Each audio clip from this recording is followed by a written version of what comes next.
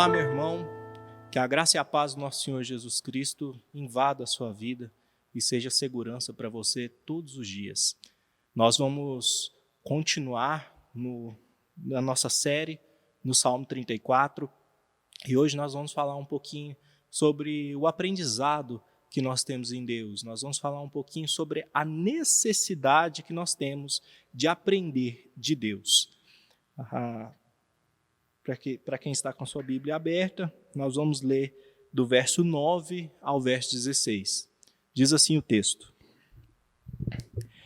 Temei o Senhor, vós, os seus santos, pois nada falta aos que o temem. Os leõezinhos sofrem necessidade e passam fome, porém, aos que buscam o Senhor, bem nenhum lhes faltará. Vinde, filhos, e escutai-me, eu vos ensinarei o temor do Senhor. Quem é o homem que ama a vida e quer longevidade para ver o bem? Refreia a língua do mal e os lábios de falarem dolosamente. Aparta-te do mal e pratica o que é bom. Procura a paz e empenha-te por alcançá-la. Os olhos do Senhor repousam sobre os justos e os seus ouvidos estão abertos ao seu clamor. O rosto do Senhor está contra os que praticam o mal para lhes extirpar da terra a memória. Senhor, aqui pedimos graças, te damos graças, pedimos sua misericórdia, que o Senhor venha sobre nós, ó Deus, e nos ensine. Há tanto que aprender do Senhor, e nós somos tão falhos, tão pequenos, tão pecadores, nossa carne fala tão alto às vezes, mas nós pedimos, em nome de Jesus, que o Senhor venha sobre nós e nos ensine de Ti, para que nós aprendamos a viver, ó Deus, segundo a Sua vontade. Em nome de Jesus que nós oramos. Amém. Nós já sabemos bem o contexto desse salmo, né? Mas não custa lembrar um pouquinho. Davi, fugindo de Saul, passa pelo templo, busca armamento, busca provisões, vai até o rei dos filisteus, se encontra numa situação difícil, quando se finge de louco e consegue escapar. Em resumo, é isso, né? Nós já falamos bastante do contexto que está no pano de fundo desse salmo. Então, se você não assistiu o primeiro sermão, eu recomendo que você vá lá e busque entender melhor, para que você aproveite melhor, né, aquilo que diz esse salmo. Davi está então sendo perseguido. E aqui, nesse bloco que nós vamos analisar, do Salmo 34, o que é mais importante para nós talvez seja o fato, ou a parte da sua história, onde ele vai até o templo. Nós vamos entender por quê. Nós estamos vivendo dias de muitas incertezas, surpresas, decepções, tristezas, complicações. Nós estamos vivendo dias muito difíceis mesmo, dias onde nós nos estamos questionando sobre uma série de coisas, sobre uma série de questões, às vezes brigando por outras, até mesmo desnecessariamente, mas o resumo de tudo isso são dias difíceis, são dias complicados.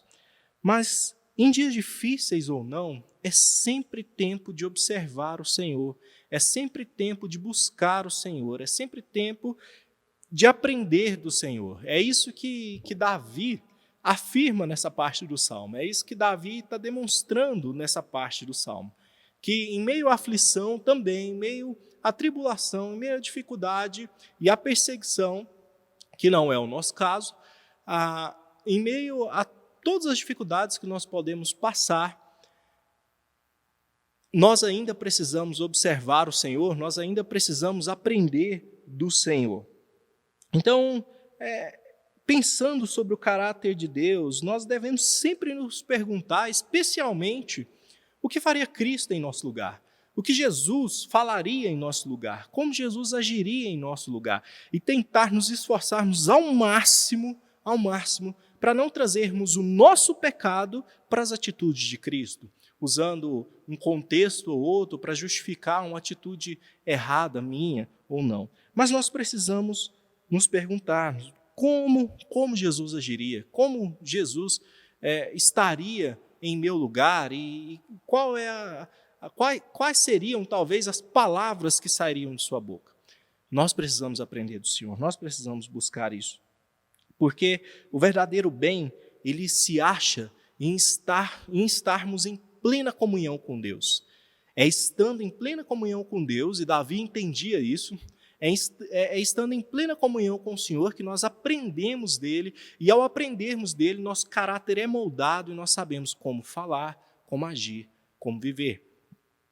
Então, quando nós estamos em comunhão com Deus e se aprende dele, é que nós temos a santa oportunidade de nos parecermos mais com ele. E Davi aqui ele traz alguns ensinamentos, ele quer repassar alguns ensinamentos sobre coisas que ele passou, sobre essa situação que ele passou e a forma com que ele agiu. Ele está nos repassando alguns modos de agir, alguns modos de viver. E o primeiro ensinamento que ele traz é que nessa tribulação, a nossa provisão está garantida em Deus. Verso 9 e 10, ele vai dizer: temei o Senhor, vós os seus santos, pois nada falta aos que o temem. Os leõezinhos sofrem necessidade e passam fome, porém, aos que buscam o Senhor, bem nenhum lhes faltará. Veja, Davi estava numa situação urgente. Quando nós voltamos ao contexto, quando nós pensamos o que ele estava vivendo, ou o que ele viveu, melhor dizendo, ao escrever esse salmo, nós vamos nos lembrar que ele chega até o templo, isso aí já é uma conjectura, mas eu fico imaginando ele até um tanto afobado, apressado, falando com o sacerdote, dizendo que talvez, já dando a entender que precisava sair rápido. É uma conversa que ele tem ali, muito rápida, pergunta se há algum armamento ali, ele está atrás dessa defesa, e ele pega a espada de Golias, nós já sabemos disso também, e ele pede provisões, ele pede pão, ele está com fome, ele está necessitado. Ele está com fome, ele está necessitado. É isso que Davi está vivendo, e ainda assim ele escreve que aqueles que confiam no Senhor, que aqueles que temem o Senhor, jamais passarão falta de nenhum bem. Olha, ele fala desse temor do Senhor. Diferente do verso 4 aqui, ele não está falando do temor, do terror. Muito pelo contrário, agora ele está falando do temor bíblico, que nós entendemos por essa contemplação do Senhor, por essa admiração que nós temos pelo Senhor, por aquele conhecimento de Deus, que quanto mais nós conhecemos o seu caráter, mais conhecemos quem ele é, mais reverentes nós nos tornamos, mais nós somos transformados, mais nós queremos viver diante dele. Esse santo temor, esse amor profundo pelo Senhor, essa admiração santa pelo Senhor, esse relacionamento e essa busca pelo seu caráter. Ele fala, olha, aqueles que temem o Senhor, ou seja, aqueles que contemplam o Senhor, jamais passarão necessidade, mas é porque ele sabe que o temor ele está intimamente ligado com a comunhão. Quando nós estamos em comunhão com o Senhor, quando se está em comunhão com o Senhor, se conhece cada vez mais o seu caráter, aquele caráter que ele revela nas Escrituras. E assim nós deixamos de temer algumas coisas, nós deixamos de temer certas questões. E o sustento é uma delas. Quando nós entendemos o caráter de Deus, o caráter de que Ele traz a provisão, que Ele é esse Pai cuidador, nós então entendemos que nós não temos o que temer, nós não temos o que pensar que nós não teremos a nossa provisão diante da tribulação. Ele nos traz essas certezas das promessas que o próprio Senhor faz. E essa certeza, ela está no próprio Deus. E aqui nós podemos, porque Ele é Deus. E isso eu digo para nós não enfatizarmos simplesmente o seu poder. Falar, não, Deus é poderoso para fazer, de fato mas Ele é santo para nunca mentir. Ele é sábio para saber o melhor modo de se fazer. Ele é soberano para decidir quando fazer. Então, o fato dele ser Deus nos garante que nós jamais passaremos ficaremos, né, sem bem algum, como diz Davi aqui. Isso não é uma garantia, é claro, de que nós nunca passaremos por dificuldades, né? O próprio Davi, isso seria uma contradição imensa, né, do próprio Davi, se nós pensarmos nisso, porque ele mesmo passou seríssimas dificuldades, seríssimas complicações. Então, nós precisamos entender e pensar e ver essas questões. Mas o fato aqui é que Deus traz a provisão, que Deus cuida dos seus, que Deus alimenta os seus. E ele faz até esse contraste com os leõezinhos, né, muito parecido com o que Jesus fala em Mateus capítulo 6, quando ele fala, olha, Deus cuida dos pássaros, Deus cuida das plantas, não cuidará de vocês? Né? Ele fala, olha, se os leõezinhos às vezes passam fome, eles podem até passar fome, mas os santos do Senhor não, os filhos de Deus não. Porque Deus cuidará deles. Veja o que diz o texto. Porém, aos que buscam o Senhor, bem nenhum lhes faltará. Então, meu irmão, nos dias de incerteza, siga confiando que Deus sustentará a sua casa. Talvez nem sempre com o que nós esperamos, com aquele luxo ou com uma coisinha a mais, da maneira que eu queria, aquilo simplesmente que eu queria comer ou beber. Não. Mas Ele trará. Jesus diz que não faltará aos seus comer, beber e vestir. E nós podemos enxergar isso na vida de muitas pessoas e até mesmo, às vezes, quando crentes passam dificuldades, eles são resgatados, eles são cuidados pelo Senhor. E isso é algo muito nítido, muito claro, esse cuidado do Senhor. Ele pode até não vir da forma que nós esperamos. Eu orei para o Senhor por um emprego e, na verdade, eu achei que foi uma ajuda. Então, é por isso, é com isso que Deus decidiu ajudar nesse momento. É com isso que Deus decidiu sustentar nesse momento. Então, que seja, vamos nos alegrar, vamos sorrir diante da provisão de Deus. E esperar e continuar orando, sim, que Ele traga essa provisão permanente, esse cuidado permanente. E se a sua casa está com as provisões em dia, se a sua casa está sustentada, eu gostaria de chamar a sua atenção aqui para dizer que você é um meio de graça que Deus escolheu para a bênção do próximo. Você é um meio de graça que Deus escolheu para ajudar o próximo. Tiago, capítulo 2, verso 15 ao 16, Tiago faz um questionamento muito sério para todos nós. Fala, olha, se um irmão chega para vocês com frio ou com fome, e vocês falam para ele, olha, Deus te abençoe, Deus farte você, Deus te esquente, Não é isso que está escrito lá no texto, claro, mas olha, Deus mesmo te esquente, e não dar para ele o necessário para que isso aconteça, de nada adiantou.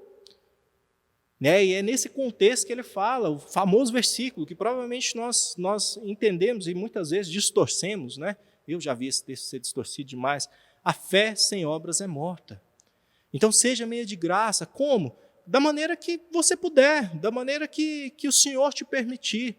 Nós temos aqui até testemunho de uma irmã e de um irmão, que a irmã entendeu que não conseguiria ajudar todo mundo da maneira que ela gostaria, por exemplo, com uma cesta básica para todo mundo que ela visse que precisasse. O que ela fez? Ela fez pequenos kits e colocou dentro do carro.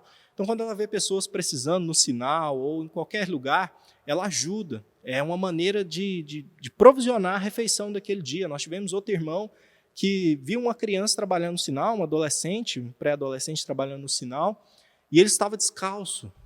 Ele providenciou um chinelo para esse jovem. Então, nós temos condições, se o Senhor está nos sustentando, nós temos condições, e nós temos que ter a consciência que nós somos meio de graça para sustentar o próximo. Então, você é esse meio de graça. Entenda isso, viva isso, confie no Senhor e, ao receber a bênção do Senhor, compartilhe, abençoe. Tenha esse cuidado. Esse é um parêntese, mas é extremamente necessário nos nossos dias. Segundo ensinamento que Davi nos dá sobre essa comunhão com Deus e que traz esses ensinamentos para nós, é que o nosso comportamento ele deve agradar a Deus. Veja que Davi, ele entende que, independente da circunstância, aquilo que Deus pensa de nós e aquilo que Deus requer de nós é importante, é necessário. Veja, ele faz um convite aqui a partir do verso 11, muito parecido com o convite que está em Provérbios, né?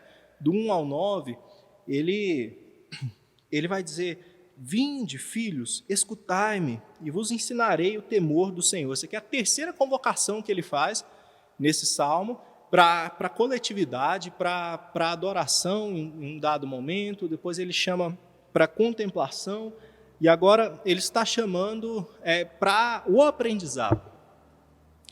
Para o aprendizado.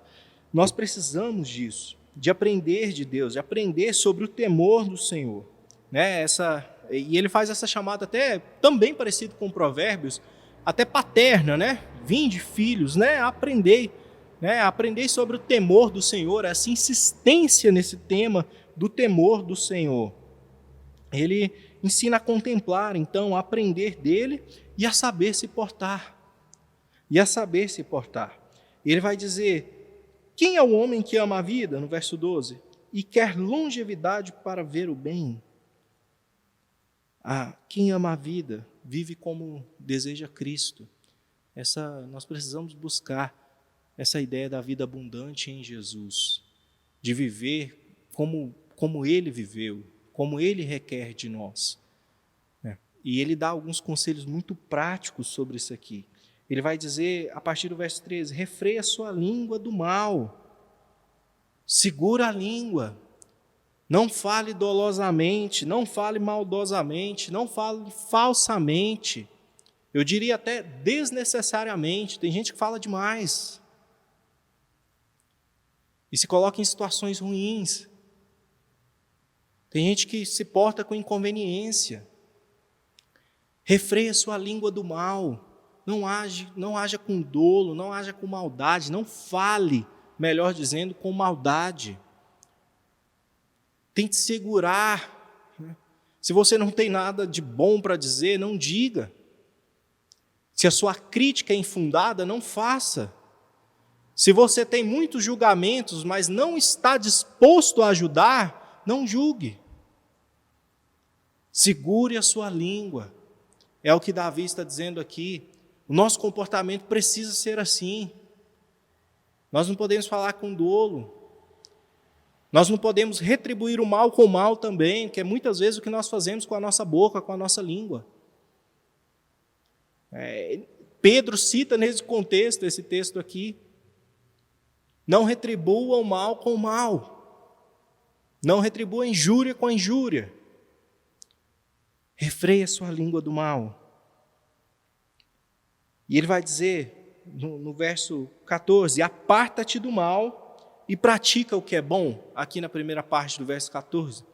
Ele vai dizer, aparta-te do mal, ou seja, aparta-te daquilo que não agrada a Deus. Aparta-te do pecado, saia de perto daquilo que o Senhor não deseja para você. Há conselhos tão claros na Escritura, há conselhos tão óbvios na Escritura. E muitas vezes nós não queremos nos apartar daquilo que é mal, nos apartar daquilo que é errado. Nós evitamos até mesmo demonstrar arrependimento, porque nós não queremos sair daquilo que nós entramos. Aparta-te do mal. E aqui tem um alerta também para nós sobre se apartar do mal. Esse caminho, ele é necessário e ele é o caminho da santidade, mas há algo muito importante: cuidado com a soberba, cuidado com o orgulho, cuidado com a vaidade, cuidado com o legalismo. Ao conseguir se apartar do mal, não suba numa torre e fique olhando os outros de baixo como se você estivesse mais próximo de Deus que os seus irmãos. Porque ele vai dizer logo em seguida, aparta-te do mal e pratica o bem. Abandonar o pecado não é para a nossa própria vaidade, mas para a ação daquilo que é bom. para fazer aquilo que é bom, para fazer aquilo que agrada a Deus, para entender, ensinar e discipular aquele que ainda não entendeu, para fazer o bem ao próximo, como nós acabamos de dizer aqui, para doar, para se doar. Então aparta-te do mal e pratica o bem, sem achar que você é melhor do que aqueles que estão perto de você. Procurar paz, ele vai dizer, na parte B do verso 14. Procurar a paz. Um conselho tão simples, mas tão difícil para nós. Procurar não ser faccioso, procurar não ser contencioso. Queira a paz naquilo que for possível, tenha paz com todos. Abandone as contendas por coisas fúteis. Meu Deus, tem gente que implica com tudo. Tem gente que fala sobre tudo, parece que vive rangendo os dentes, parece que num estado constante de sofrimento, e ele quer fazer as pessoas sofrerem também. Não faça isso. Busque a paz. Busque se relacionar bem, busque relevar as coisas frívolas. Busque relevar aquilo que não está fazendo mal para ninguém. As coisas secundárias, as terciárias. Entre em brigas quando for necessário. Quando for extremamente necessário. E quando eu digo brigas, eu digo controvérsias, eu digo defender aquilo que é justo, aquilo que é bom. Não ficar brigando se a lâmpada está queimada ou não. Busque a paz. Busque a paz. Nesses dias também, especialmente no contexto que nós estamos vivendo. Se a sua opinião não vai ajudar a construir nada, tente não expressá-la. Tente não ficar falando inutilidades na internet, agitando ainda mais os ânimos daqueles que já estão sofrendo. Busque a paz. E mais, empenha-te, é o que diz ele, o salmista, empenha-te por alcançá-la.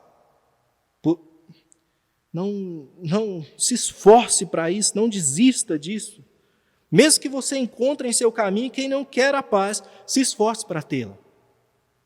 É bem provável que no caminho que nós estamos seguindo, mesmo que nós queiramos a paz, muita gente vai tentar não deixar a coletividade, a união ficarem em paz, as pessoas ficarem em paz. Mas busque a paz, continue buscando ela de todo o seu coração, com todas as suas forças. Empenha-te por alcançá-la. É desejo do próprio Deus que você se comporte assim. Deus não nos chamou para contenda.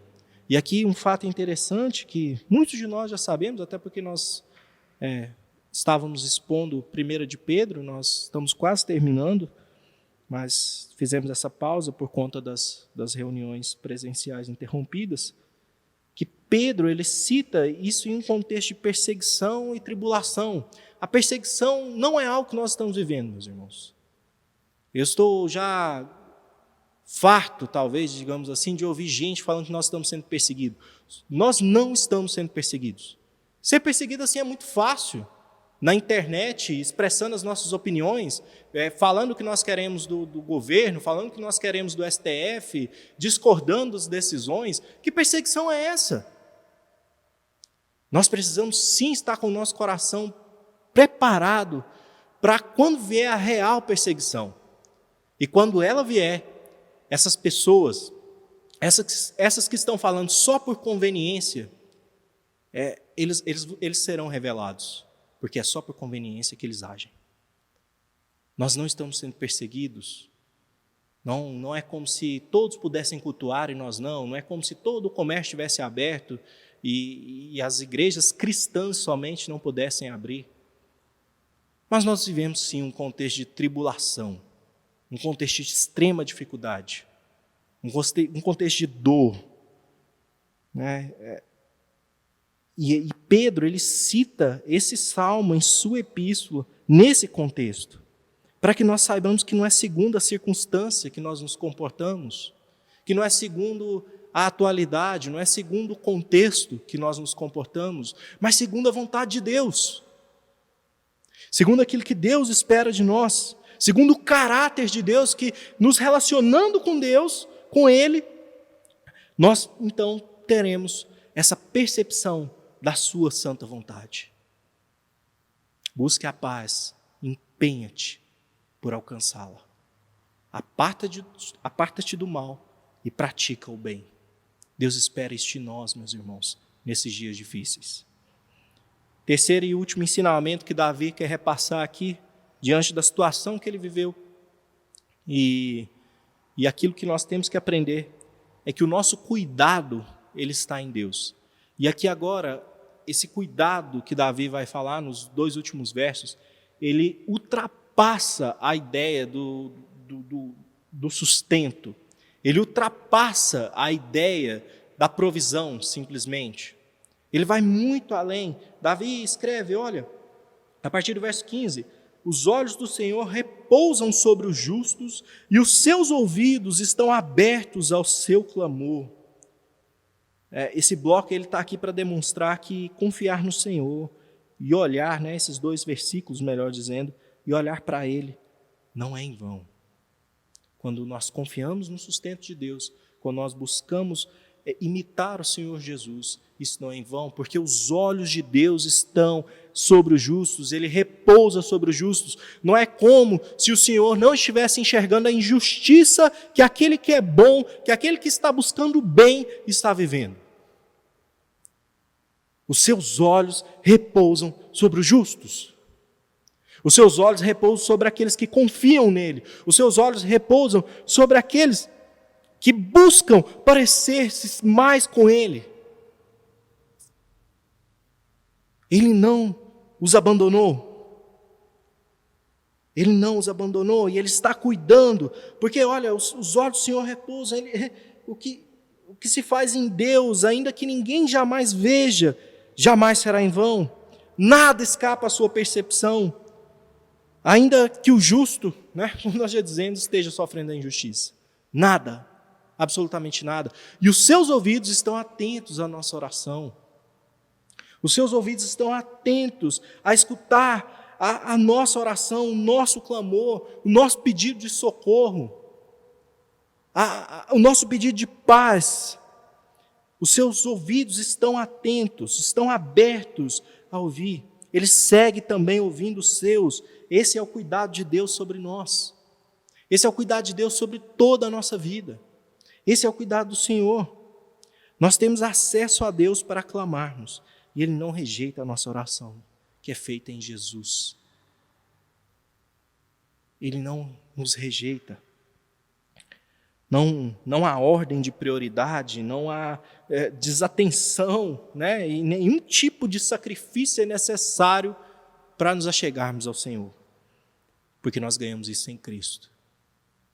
A ideia do sacrifício para que a oração seja atendida, ela ofende o que Jesus fez na cruz, porque Ele é o sumo sacerdote que faz o intermédio entre Deus e os homens, que faz a ligação entre Deus e os homens, e é através dele que nós recebemos a liberdade de nos achegarmos a Deus, para acharmos graça e misericórdia, é o que está escrito em Hebreus, capítulo 4, verso 15 e 16. O Senhor tem a plena capacidade de ouvir a todos nós, e de atender a todos nós, da forma que Ele bem entender, da forma que Ele aprouver. Esse é o nosso Deus, e Ele está cuidando de nós. É nesse cuidado que nós repousamos. Ainda que tudo vá mal, Deus segue olhando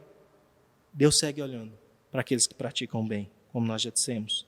Parece que o mal está vencendo, meus irmãos, parece que corruptos estão sendo soltos da cadeia, parece que nós temos um tribunal injusto, parece que nós não podemos recorrer a ninguém, parece que nós estamos perdendo essa luta. Não é essa a nossa realidade. Não deixe que a sua confiança em Deus seja arrebatada pelas circunstâncias. Não deixe que a sua fé no Senhor, nas suas promessas, sejam tomadas do seu coração por olhar para as circunstâncias que nós estamos vivendo. Não somos só nós que vivemos isso, mas nós temos a vitória em Cristo. Nós temos o Salmo 73, o Salmo de Asaf, que começou a olhar demais para os ímpios e começou a deixar o seu coração desfalecer, escorregar, até que ele se deu conta do fim desses ímpios. Veja, o rosto do Senhor está contra os que praticam o mal, diz o verso 16, para lhes extirpar da terra a memória. Nós podemos tirar de exemplo também os apóstolos no sábado, um dia difícil, um dia de dúvidas, onde parecia que os fariseus e Roma havia vencido, olhando politicamente, olhando humanamente, mas Cristo venceu, e a vitória de Cristo também é a nossa vitória. Não esqueça disso, não deixe isso. Alimente essa certeza no seu coração, dia após dia. Busque isso em oração, busque isso em leitura da Bíblia. Deixe que o Espírito Santo enche o seu coração de certeza no Senhor. Tem uma citação de Calvino, que eu achei muito interessante ao comentar esse salmo. Ele vai dizer: e no entanto, por mais que as coisas pareçam emaranhadas e confusas no mundo, mais os homens bons descobrirão que não foi em vão que Deus lhes prometeu auxílio contra a violência e a injúria dos maus. O Senhor cuidará de nós, em todas as áreas, em todas as circunstâncias, e que mesmo no fim da vida parecer que não, nunca se esqueça que o nosso lar não é aqui, que a maior das vitórias já nos foi entregue e nos é garantida. Então, só para nós encerrarmos, pense que em meio a essa confusão em que nós vivemos, na saúde, na política, na economia e até no meio cristão, infelizmente, lembre-se que nas adversidades é também hora de ter e manter comunhão com Deus, aprender de seu caráter e confiar nele, obedecê-lo e nos guardarmos na confiança que mesmo em meio a tudo isso, podemos repousar seguros. O Senhor cuidará de nós. Vamos orar? Senhor, te louvamos e te agradecemos pela sua bondade, pelo seu cuidado, pela sua provisão, ó Deus, por nos ensinar, e nós queremos aprender do Senhor, e também pelo seu cuidado, ó Deus, o cuidado eterno. Nós sabemos que nós já vencemos em Jesus. Ajuda-nos a guardar o nosso coração em paz e repousarmos seguros no Senhor. É em nome de Jesus que nós oramos, Pai. Que o Senhor te abençoe e te guarde, que o Senhor faça resplandecer o seu rosto sobre ti e tenha misericórdia de ti. Que o Senhor sobre ti levante o seu rosto e te dê paz, em nome de Jesus. Amém. Boa semana, que o Senhor te abençoe e te guarde.